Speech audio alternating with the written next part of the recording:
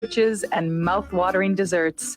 So come check out their pizza and wine bar, or get a treat from the bakery made fresh daily. Plus, you can still do online ordering and takeout, along with gift cards. Just go to cafelatte.com and choose from their ever-changing selection of award-winning salads, sandwiches, and soups. Cafe Latte is located off Victoria and Grand and online at cafelatte.com.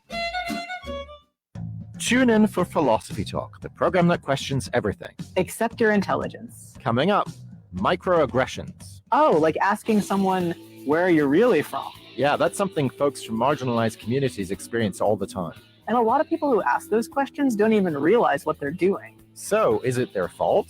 And does that even matter? Microaggressions, next time on Philosophy Talk. Philosophy Talk, every Sunday at 8 a.m. on AM 950. With a look at your AM 950 weather, I'm Patrick Lilia. Clouds clear out tonight with a low of 10, then partly sunny Tuesday with a high of 29. Cafe Latte is unlike any restaurant you've ever experienced. Grab a tray and pick from their award-winning selections of soups, salads, sandwiches, and mouth-watering desserts. Cafe Latte, Victoria Street and Grand Avenue in St. Paul, or cafelatte.com. Portions of the following program may be pre-recorded. The views expressed and the opinions given by the individual host, guest, random reptoid, or chupacabra may not necessarily reflect those of AM 950 Radio, its affiliates, or its sponsors. Now, it's time to step into the unknown.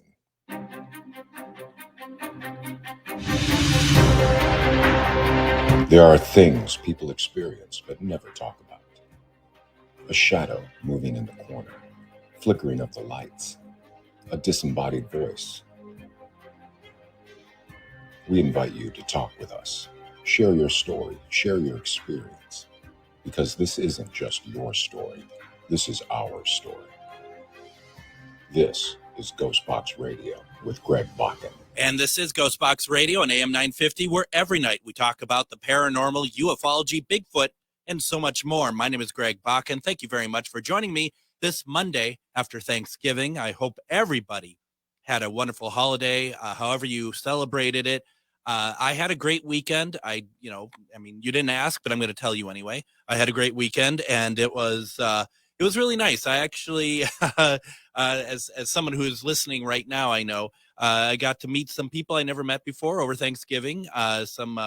Some family members and whatnot, and it's something I haven't done before, and it was fantastic. It was a lot of fun. It was really cool meeting new people, and it was a good weekend, and I enjoyed it quite a bit.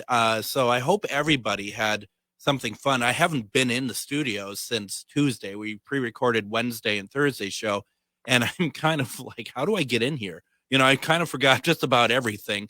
It doesn't take long, sadly, but it's, I think we're back up and running. I mean, maybe we're on the air. I don't even know anymore, quite frankly. But it's good to be back. And we got a big week. We're going to talk about that in a second, but we're going to start it off with, I think, a pretty incredible story. There's a lot of pieces to this, and we're going to kind of get going on it here right away, because there is a lot to get through tonight. We're going to be talking with Cindy Sauer, and she wrote the book, The Exorcism of Cindy Sauer. And there's a story.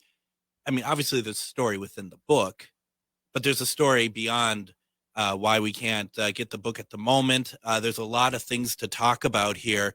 And, once again, folks, if you are listening, feel free to put in the comments any questions that you have, anything that you'd like to say, and we will address those as well. But I'd like to welcome Cindy to Ghostbox Radio. How are you today? Good, Greg. How are you? I'm doing well. Thank you very much for joining me. And I thank you for joining me much earlier as well, I must say. I'm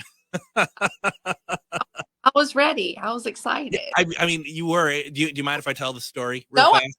Great. You're like, this is amazing. Because did you get the times wrong? I did. Okay. I mean, clearly you did, but I mean, I just want to make sure that I was just ready to go, Well, I mean, it's a big deal being on this show, isn't it? That you just, get there. Yeah, exactly. You get here about 4 hours early, Yeah. and I get this message from Cindy. I'm in StreamYard. Oh, am I like your most enthusiastic guest? Like, Yeah, normally I have to track them down. well, Are you hello. going to show up tonight or not? So, yeah, no, you are definitely I was you're all ready for this. So, it was. Thank you for having me on, though. I really do appreciate it. absolutely. Now, do we start with what happened? Is that where you'd like to start? Yeah, I think that's probably a good place to start at the beginning. Well, Okay. yeah. Well, oh, geez. It was okay. I mean, if we just to for the beginning of things, I think people should know that yes, I have had an exorcism. Mm-hmm. I have had it was a sanctioned exorcism. And what does that mean? That means that it was approved. They have to go through Oh, to do this. It wasn't, a deliverance or anything like that. This was an actual, what people think of when you think of exorcism. So yes, that did happen. got it. I mean, and that's what the book is about. It was, the book covers a good bit, but there's so much more than the book. And that's what I'm trying to get to. But in the beginning, the book starts at the beginning of, when I was younger. Obviously, I've had paranormal experiences other than this. And I've been able to see things since I was little, very small. And I just grew up that way. So it wasn't anything strange to me. And my family, it wasn't taboo. So, spirits, ghosts, and things. I come from a Native American background as well. Sure. All those things are not foreign, and it was kind of just how we grew up. But, having said that, no matter how much you delve into that, no matter how much you think, and how much you study and how much research you do, you don't know. Like, you don't know. And I know a lot of people would argue with that. And a lot of people would say, well, we've studied this, or we know demons. I'm a demonologist. I've done this for 20 years, whatever. But Mm-hmm. I thought I thought I knew a little bit too. And I thought that there were certain things that couldn't happen to me, to anybody. I thought that if you didn't entertain the negative side of the paranormal, that it would not entertain you. Sure. And that is wrong. That's just so wrong. And so I mean, basically it starts off with, the idea of like and I do find it funny in a sense that you say that people are like, that they studied it. Like you can't put, as you know very well, you can't put any sort of, boundaries, restrainers, or anything around demons. No, you can't. They don't have, people think that they have rules. And yes, to a certain extent, I guess they probably would, but those aren't rules. Those are limitations. Right. Only because of because of the being that they are. But as far as rules, I mean, yeah, not it. The experience that I have had has broken a lot of rules that people assume, that we all thought, common things that people think are true about the paranormal were wrong. Right. People say if you're baptized, you're good. It doesn't matter. No. I don't I don't care if you're an ordained priest. I don't care. I feel, not even feel, the purer that you are, the better. It's just that much more. They're drawn to this because they want to destroy that. That's their goal. So, I mean, there are things you can do, I guess, but I don't know what the perfect recipe is. I don't know. To me, and would you agree with this or disagree that, regardless of religion, regardless of where demons existed, religion or whatever, their sole purpose is chaos, right? Right. And it doesn't matter if you believe or don't believe either. Right. If you're an atheist, that does not stop them. They don't discriminate. And again, there's so much more to it that we don't know. We just don't. We're operating on a human level with these things because that's all we know to do. But Um, the once you're connected in such a way, you, I guess you're more privy to uh, that the way that they operate. It's hard to explain. It's really difficult to explain. Um, I'll start off. I'll go ahead with really where it went bad. I had a really bad time after my husband died. He committed suicide, and it was rough. Sorry. Things were rough, and things after that got really rough. Um, it got pretty out of control pretty quickly. And, coming off of something so tragic, and me and the kids in the house, the same house, it was, we're already damaged, we're already hurting, and things started to happen. And I guess the better part of you wants to think, okay, this person is here, and they're here to say, I'm okay. And especially with the way that he did, pass away, that left it's a whole other component to grief that, a lot of people don't understand. But it was really difficult. And it was small things at first, just seeing things out of the corner of my eye. Um, Things would touch me. I think more significantly, there was a time when I really got grabbed really hard, and I knew that something was wrong. I knew that it wasn't something good. I knew it wasn't my husband. And things just, they spiraled. It took a maybe, it's not a long period of time, maybe 5 or 6 months before it really just went crazy. That's pretty quick. And you said that, like, you could tell, I mean, obviously you could tell if it was your husband or not, like you said, but was it the degree of the touch, the grabbing, or was it even that plus something else that really started to get your attention? It was the manner that it happened, and I guess the physical intent behind it. And that's the best way I can put it. It was not good physical intent. And then once my daughter had seen my husband, actually, she was 13 at the time, and she had seen him out in the yard, and she completely lost it. She was so upset. My friend and I had to carry her in the house. It was terrible. And she said that, she saw him out there. She saw him out there. And she said there was something wrong with him. He looked mad. And so I'm angry at this point. Like, I'm really angry at this point. You're upsetting my child. No, it's bad enough you've done what you did, and now you're hurting these children.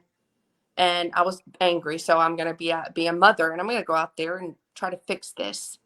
And when I went out by this tree where he had a shop out here, there was just, it felt really heavy, and I was angry. So I screamed and I yelled, and you can't do this, in so many words. And I had something flew by my right ear. It was so close I heard it. And it was speeding. It was very fast, went by my ear, and I turned and watched it hit the ground, and it was a lug nut from a tire, and it just whizzed right by my head out in the yard, middle of the day. So I got the message at that point. Okay, something's really wrong. Yeah. No, that's yeah, that's something. And you are, I mean, not to put words in your mouth, correct me if I'm wrong, you're kind of at your weakest anyway at the moment. Right. Absolutely. Yes. You have 3 kids, and yeah, it was rough. A widow. It was hard. And so when that happens, I have nothing. There's no recourse you can take. What do you do? Yeah. You don't, I mean, I put it on the back burner because that's all I could do. I had to get through this, and things just got worse. Now, there is a person that came into the picture.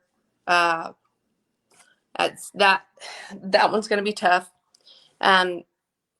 This person's in the book. His name is Jason. he came into the picture at that time, and he was a former pastor with the AG Church, and he was my friend for a while, and we were good friends. And he kind of, he wanted more than that, but I just wanted to be friends. But we were for a long time, and he was like, okay. When things started happening, he saw them too. It was a little bit different because somebody was like, okay, I do see things happening. So I took a little bit of comfort in the fact that I was believed. Yeah.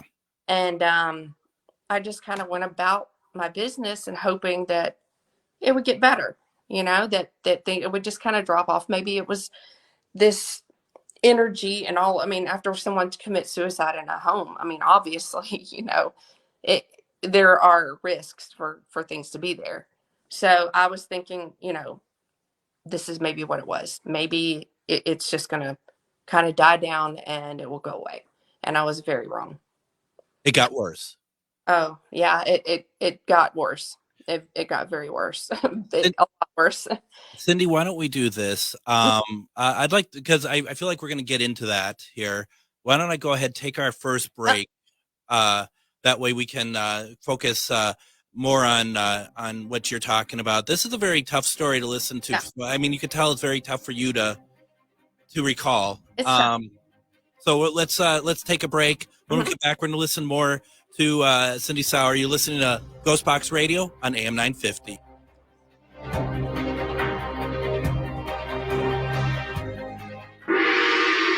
Magus Books, your multicultural spiritual supply store. Stop in and expand your horizons with books, classes, readings, and supplies at magusbooks.com or in our shop at 1848 Central Avenue Northeast in Minneapolis. From the best incense to beautiful statues, we have supplies and books for your spiritual explorations. Come in and chat with our knowledgeable staff and get what you need for your next adventure, whether you're fighting ghosts or opening your third eye. Check us out today at magusbooks.com. Reach your highest level of consciousness and well-being with metamorphosisconnections.com. Metamorphosisconnections.com is an online directory of the best holistic and metaphysical practitioners to help you make your most informed choices. You can search metamorphosisconnections.com for classes, events, wellness and life coaches, plus metaphysical products and shops. You can also search for a wide array of healers from all modalities, including EFT, sound healing, energy healing, light therapy, ancestral healing, shamanic healing, reflexology, past life regressions, hypnotherapy, yoga, and more. And if you're not sure where to start, the search feature on metamorphosisconnections.com is tailored to help both those who know what they are looking for and those who are just starting. Come explore the possibilities for your higher self by visiting metamorphosisconnections.com.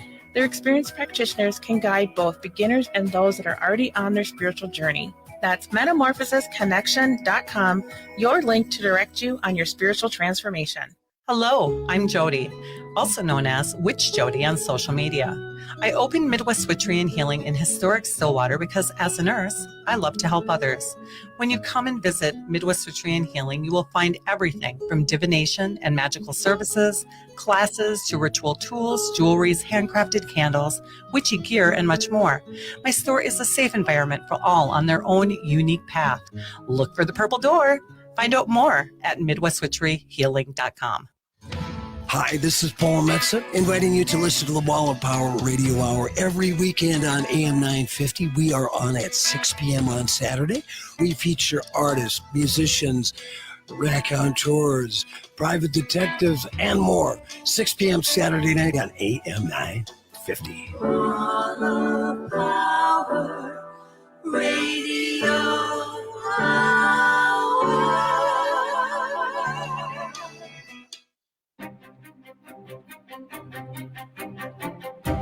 And welcome back to Ghostbox Radio and AM 950. My name is Greg Bakken. We are talking with Cindy Sauer, and we are talking about the events that are in a book. We're going to be talking about how you can get the book in probably the next segment. It's called The Exorcism of Cindy Sauer.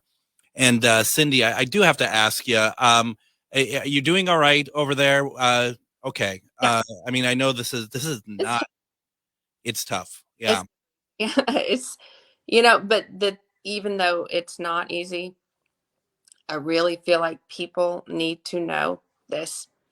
because this is not something that happens every day. And I just want people to be more aware of these things. And there are risks, that you can put yourself at. And I promise you, nobody wants to have to go through that.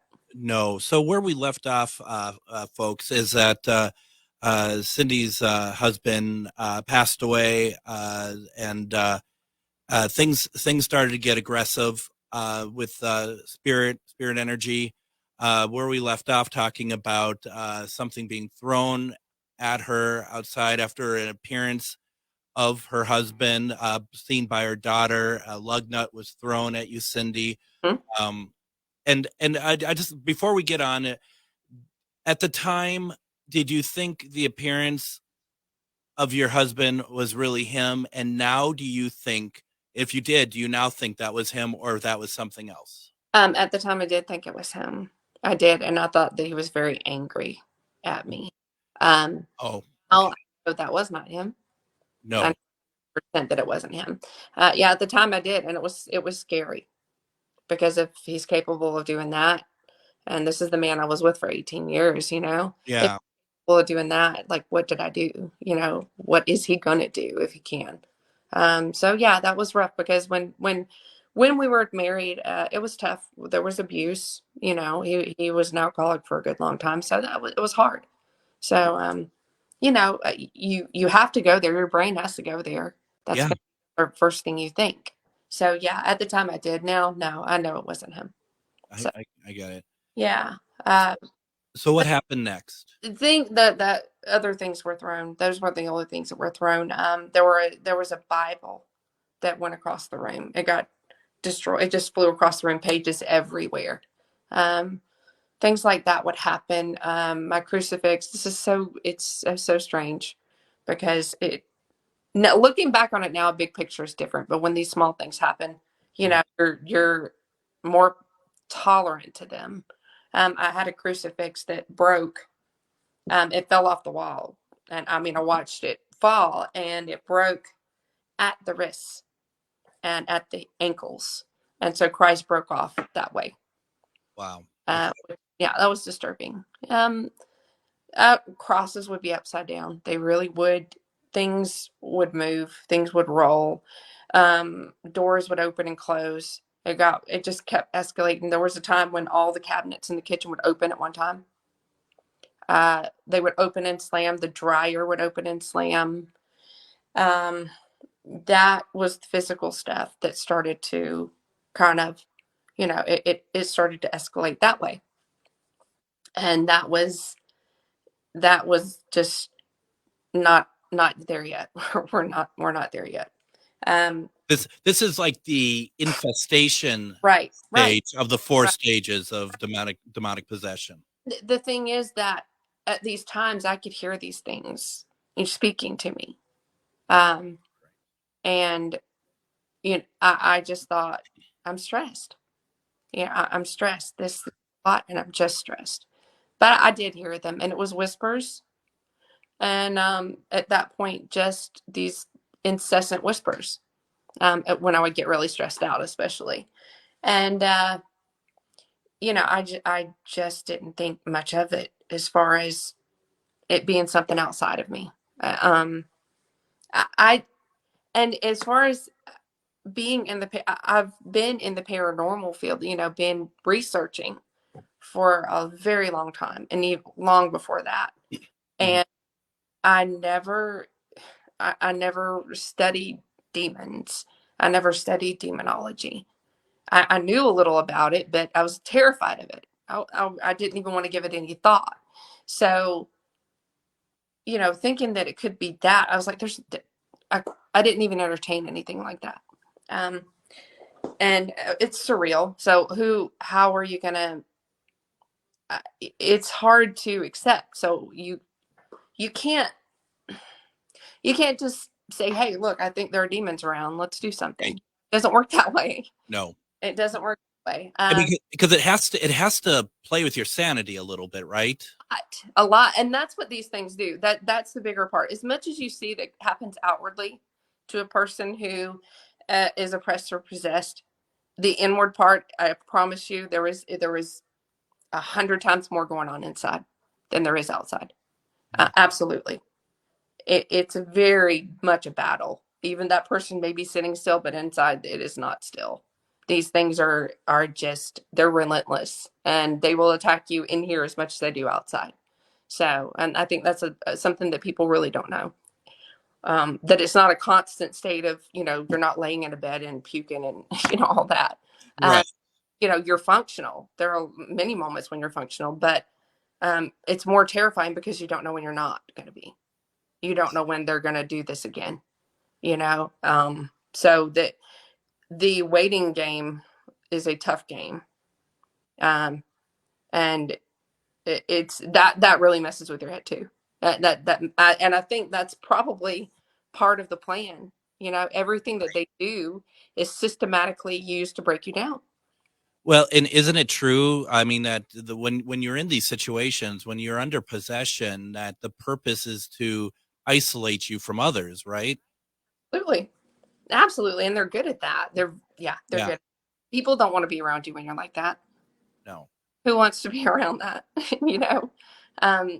A few people, very few people, were by my side at that time. Even after my husband died, that really turned a lot of people off, and they just kind of disappeared. So it was rough. It was a lonely time. There was a particular incident though. I went to do some investigating in a place that I really wanted to go to for a while. And that's when I had my first real physical attack. And I call these attacks, they're not something attacking me. It's when they get inside of me and they take control. And that was the first time it happened. And that one, I mean, it was scary. It was confusing. And to be split is weird when you're not in control of yourself, but you can see, I think people may think you don't know what's happening, but you do. You're very aware, you're very awake, but there's just nothing you can do. There's just nothing you can do. And it may be fuzzy at times where you can't remember some things, but you're very aware of what's going on as a whole. So what would they do to you? What would they make you do? They would talk. A lot of it was the talking, and the talking was manipulation, and you're going crazy. I'm not really here. You're imagining me, which that in itself is just crazy. But then once it got so far, and after a few attacks, is when they would start to tell me, you should take that knife over there and just stab it right in his back. He won't feel it. It'll be okay. Or take that hammer and, hit him over the head a few times. Snap that person's neck. Like if I would get really upset and angry, I just would it would start to turn into where they would just take over. And I would really feel like I'm just going to kill that person. Like I'm going to do it, but not me. Yeah. Not me. They got so good at being in there and so good, at taking over that it wasn't to a point where they would physically, and I want to rephrase that part of it, because they don't take control of you and manipulate you the way that you are as a human, because they can't. Their movements, the way that they operate, they can't make our bodies do things themselves. They can, if they take over your mind, if they oppress you, they can push you to do things. They can coax you to doing things and like that, influence you, but they can't physically take your body and take your hand and stab a knife. Yeah. They could not do that, but they could very much try to get me to do it. Like push, they can push you to a point where you're right there. And even to myself, Sure. I would be violent to me. I would lose control and punch myself repeatedly and not feel it, or scratch myself or pull out my hair or bite myself really hard and draw blood and keep biting and I never felt it when it happened. I was not in control when it happened, but it did happen. It had happened a couple of times. So How close were you to hurting somebody? never. You were able to control that? Yeah, absolutely. I was never close to hurting anybody. Only myself. Which is bad enough, but yeah. Yeah, that was very bad. But no, they did not have that control. And having said that, my faith is strong. I'm not your traditional Christian by any means, but my faith is strong. And, there's a part of you that stays there that they can't control. And that part just gets deep inside. But there's that part that they can't cross that. And so, I mean, that in itself is I mean, thank God for that. But no, I never came close to hurting anybody, even though they would push me in that direction. I never came close, never worried about it. I was never violent toward another person the whole time. So, which is great. Yeah, it's really good. Yeah. Yeah, because I don't, there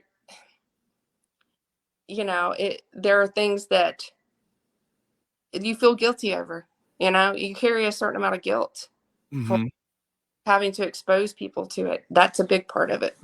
The guilt is that will definitely plague you if you let it.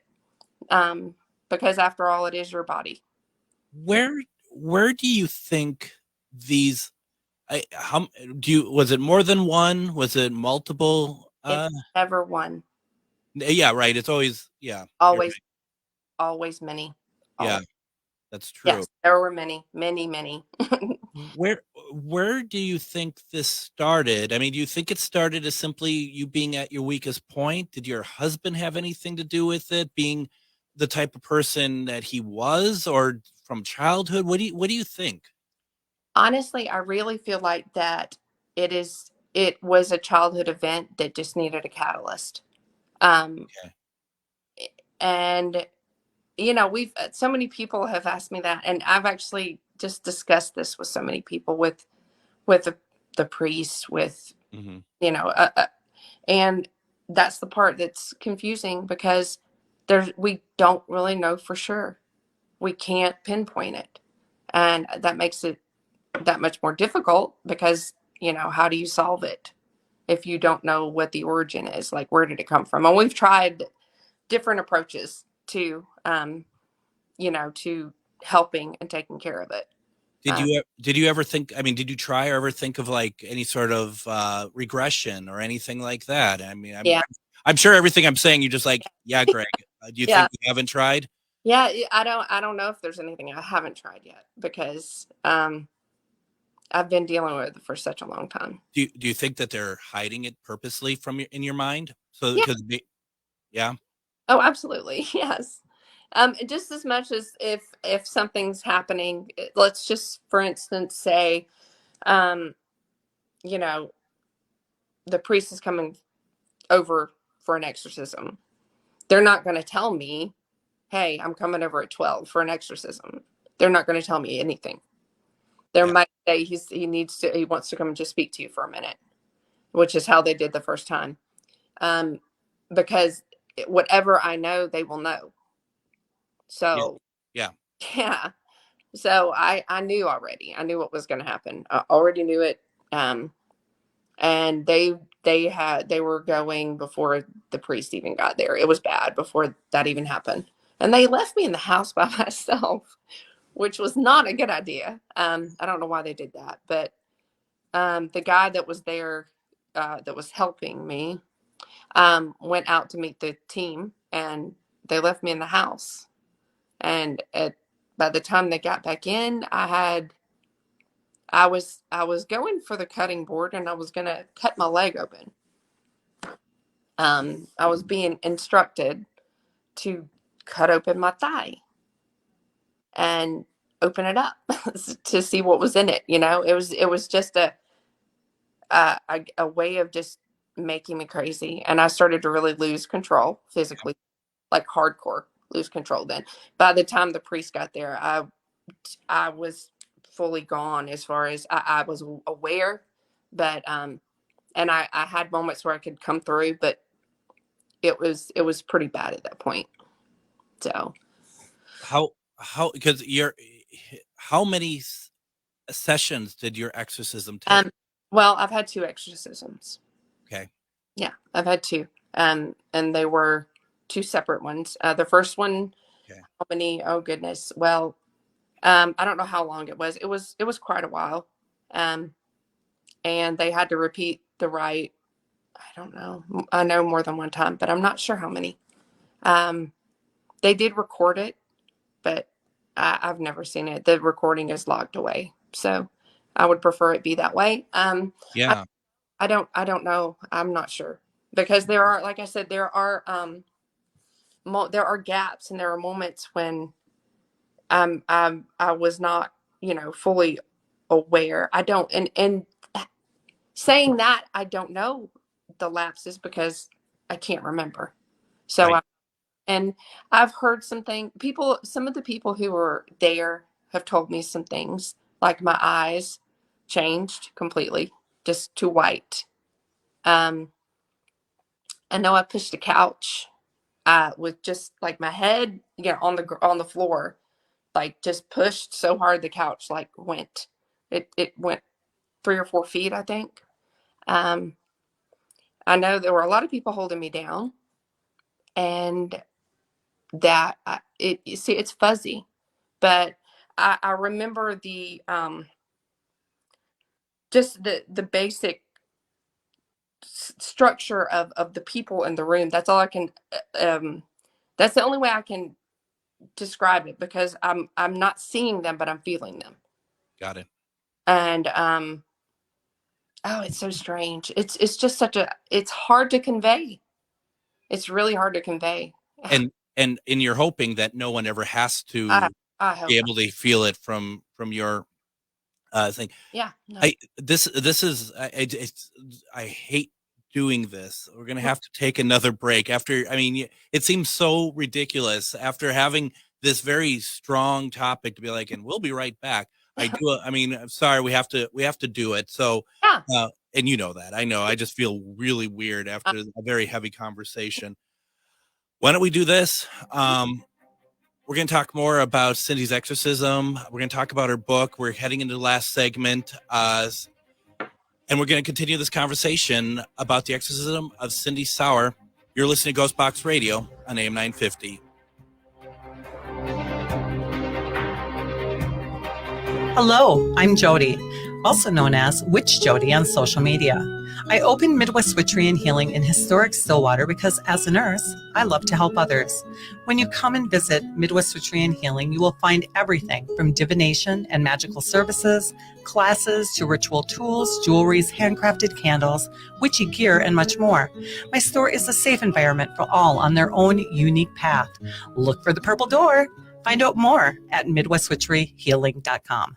Located just north of 50th in France, the Great Wall Restaurant has provided a delicious taste of authentic Chinese cuisine since 1981. Specializing in Szechuan and Peking dishes, they offer one of the most extensive menus in the Twin Cities. Favorites include hot and sour soup, pan-fried dumplings, and mushu pork with homemade Chinese pancakes. Stop by their Edina location or call for takeout at 952-927-4439. See the full menu at greatwallrestaurant.us. If you own a holistic or metaphysical business and are looking to expand, then you need to be listed on metamorphosisconnections.com. It's a network where you can grow with like-minded practitioners and reach new clients.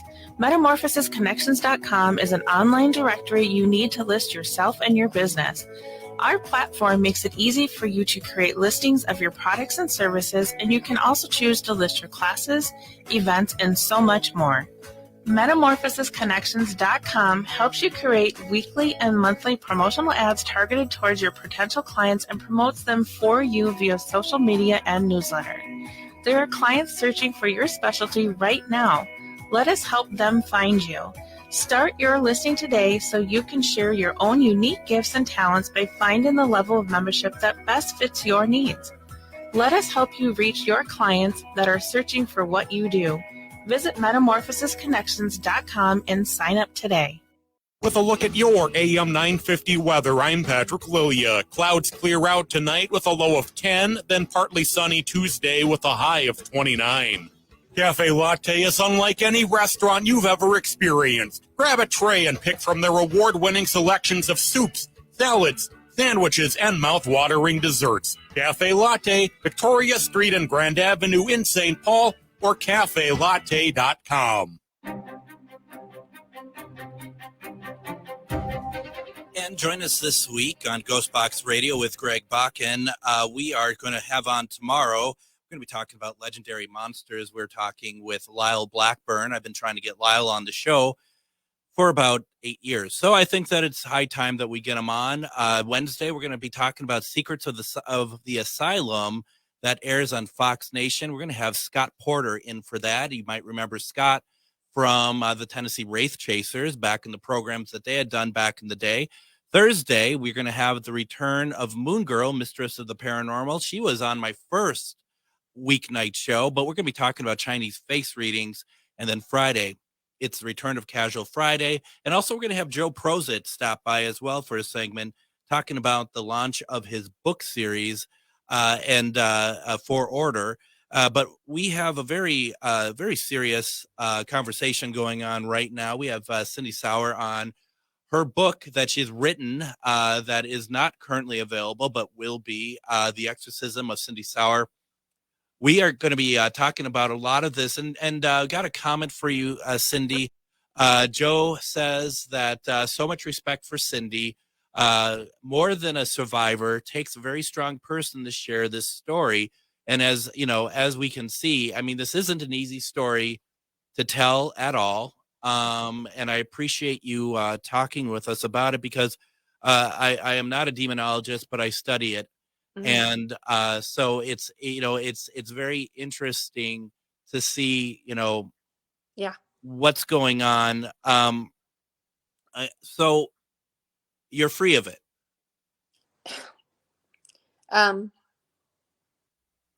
I don't know. Maybe. We hope. I mean, are you worried? I mean, I'll say it nicely. Are you worried talking about it? No. That doesn't bother you at all? Bother me, no. Do you think that actually weakens them by exposing them? Well, yes, I do. I feel it's me taking my power back too. So right. It's a good thing, and I wouldn't do it if I felt like I couldn't, or that there was some kind of risk. So absolutely, yeah. Now we have roughly about 15 minutes left, and I want to make sure that we're getting to everything that you want to. Where do you want to go to next with this? The exorcism having been done. Yeah. Again, it was not the only one. There was another. And after the second one, I'm just going to go through that. Yeah. And there will be a book about that as well. But the second one was more intense. There was a different approach to it. And it went well for a good long time. And then when I moved, and I did end up, with this person, we didn't get married, but I did end up with this person. Mm-hmm. And it fell into another abuse situation, and things started to kick up again. And I ended up, he died. Okay. So the man in the book, he died. Okay. We did have a child, and he died of a brain aneurysm. But the relationship was very, very bad. And that is, that is, I think one of the reasons why the book was taken out of circulation. There were some people that are not happy with it, and there are people who do not want it circulated, and they're going to try to not have it circulated, but I can do that myself. Are they people that are connected to this guy or something else? It's something else as well. It's this person. There are people a person connected with them, and then there are some other people as well who are not happy about it, in a different and part of the paranormal field. So I actually went to a convention at one time, a paranormal convention, and it went really bad. It went really bad. I was in the, they were interviewing us, and I got an attack in front of like 100 people, I think. And it shut the whole thing down and everybody left. So, yeah, people think that some people have it wrong. It's really concerning as far as the field goes to see people do things that they're doing. It's a little bit scary. I'm scared for people. Are you scared of the fact that people are creating their own narrative from your story? No. What is it that you're afraid of? I'm just afraid that they don't know what they're messing with. There are people I see. don't understand, and I don't wish this on anybody. The likelihood is probably very slim, but any likelihood is not good. And there have been so many people that have been affected by this, not just me. And there are people who it's caused me a lot of damage. Yeah. There are a lot of people who I've lost over it. A lot of people who don't want anything to do with me, even family. Yeah. So as far as isolating, it becomes isolating because, you can't tell people. How do you say it? How do you say this? How do you convey this to your family and have them believe you and then have them be supportive? And, those three things don't go together. And it's not only people, it was that family, it was friends, it was a lot of people. So, and it still happens. People don't know how to, they don't know how to respond to it. I mean, what do you say? What I think is also scary in that vein that we're talking about here is you have people who are in this field who they may not be trying to do like reach out to demons or anything, but and I'm sure this is what you mean too, is that they just feel like that they're invincible because they don't respect the power. I mean, you have to, there's right. I mean, I don't mean that in a good way. You just have to know if you're calling on something. I know people who tend to go under, they say they go under a trance. I don't even know if they really do or not. What is wrong with you? Why are you doing stuff like that? I don't know. I mean, it's ridiculous. And these people who, these bigger names in the paranormal field who like to think that they're challenging demons. Yeah. Are going and everything's a demon everywhere they go. They've never actually experienced what a real demon is or what it does. They don't know, or they wouldn't be. And that makes me pretty angry. There are some people I'd like to slap sideways, honestly, who are big in the field, because not only are they, they're doing things that are detrimental to themselves, they're also teaching people who watch them and actually think that they're great to do silly things too. And that's just bad. Like the field has just turned to that, and it's just not good. It's not. No, there's a lot of by example sort of things happening. That's cute. Who's your kitty? Who's your kitty? This is Fudge. Oh, Fudge. Say hi. We needed Fudge to make an appearance tonight. We really did. What a cutie. Yeah, no, it is ridiculous. It is out of control. I do think it's out of control, but they don't care. No one cares. Of course they don't. Well, it'll bite them one day. I hate it, but it will. Unfortunately. Well, because it's anytime and that's, do you think you've invited something in when this all started? No. So that's one of the norms that you had kind of alluded to. Right. No. Nope. I do not. That was not the case. Unfortunately. And here's the thing. These people that are devil worshipers and, they're running around doing things in the name of Satan and worshiping him, that this is not their focus. That's not their focus. They don't need to do anything to these people. No. They are going to find the brightest light and they want to snuff it out. And that's what they try to do. Yeah. That's basically in so many different ways. And like I said, again, it's not just physical. It's every part of you. It's every part of you. It's your psyche. It's your soul. It's your physical body. It's everything. It's all. Now we're coming up about 6 minutes left.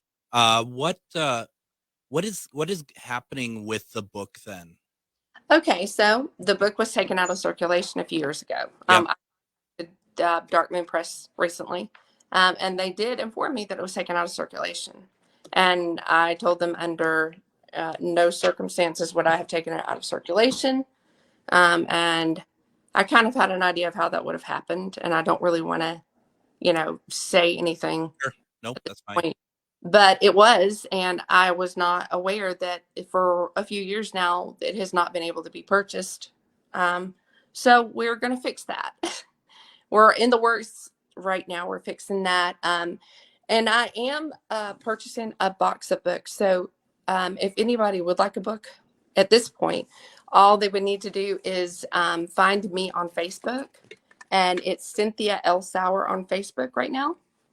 And after that, they just DM me and we can get something going. So I'm still working on kicking off an Instagram and everything again. So we're working on that. We're in the infant stages right now, but we're getting there. I would definitely, even though my camera has stopped, Yeah. and it's just bad battery. I would definitely, I'm going to reach out to you about that. Absolutely. I really want to read that book. Okay, that's great. Anybody that wants a copy and even wants to know more, ask me a question. It's okay. That I don't mind answering questions. I know people are curious, and it might help people be a little more understanding too. So I'm open to questions, but again, there will be a part 2, and we're rolling with that. So I'll be ready for that one. Yeah, no, I mean, it's pretty incredible. What would you recommend for anyone who, because I think part of what was going on here is that you're kind of doubting what was happening, right? Right. Look, don't trust your gut on these things. And I'm not even just saying, as far as demonic activity, but the paranormal field is a strange thing. I mean, everything is strange. It just is. And if something's going on that you're not sure about, if something is bothering you or causing you any kind of distress at all, even if it's a loved one, you really should address it. Don't put it on the back burner. Take these things seriously, and not like TV seriously, not right. Seriously. Take them seriously as in, on a spiritual level. You really have to. Just because it's not physical doesn't mean it's not real. What would you recommend someone does if they feel like that there is something very wrong going on with them? You need to find a very a good paranormal team. Do your research on that one. Find a good local team. If not, reach out to me. I'll help you find one. I'll look. I've got connections in places I can dig up, and I can try to help the best I can. But get help from a good team, and don't wait. Don't put it off. Are you thinking team over like a demonologist or something? I'm not. I'm thinking a person who knows a lot, but a lot of paranormal teams, they need to come in and document first. You know how that is. Yeah. Documentation has to be there in order for it, for the demonic activity to be taken seriously. It really does help. So yeah, it should be a good team who knows what they're doing, obviously, and a demonologist absolutely would help. So I agree. And that's a hard one, isn't it? Because you said like finding a good one, because it is hard. There are hack teams out there. Anybody can put a team together and say, hey, we're a paranormal team, and they've been doing it for 2 days. You really have to do your research. And a TAPS team is, if you can find that, a TAPS member team, and I did that. So that's the recommendation I can give you. And for people who don't know, TAPS team is a ghost hunters like Jason Haas, an affiliate from them.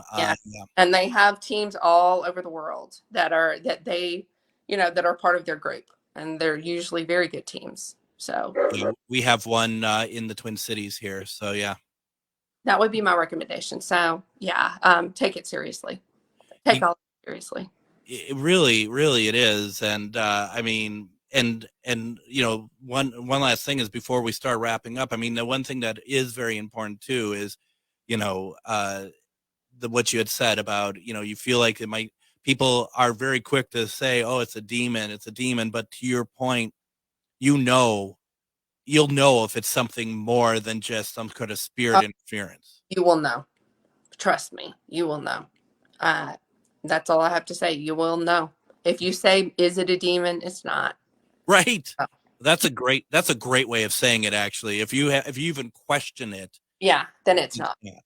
Yeah. It is not. I've run into a couple cases. Yes. True. And you got to be careful. That's for sure. You wow. Cindy Sauer, what a incredible conversation. I really would like to have you back on and talk more. You know, when you're ready or when you have something to talk about, yes. Because this is very informative and people need to hear this. Yeah, I agree. And thank you for having me on. Thank you very much. I would love to come back. Absolutely. Tomorrow we have Lyle Blackburn. Have a good night, everybody. Your radio station for the Resistance, the David Pakman Show, weekdays at 2 p.m. on AM 950 KTNF.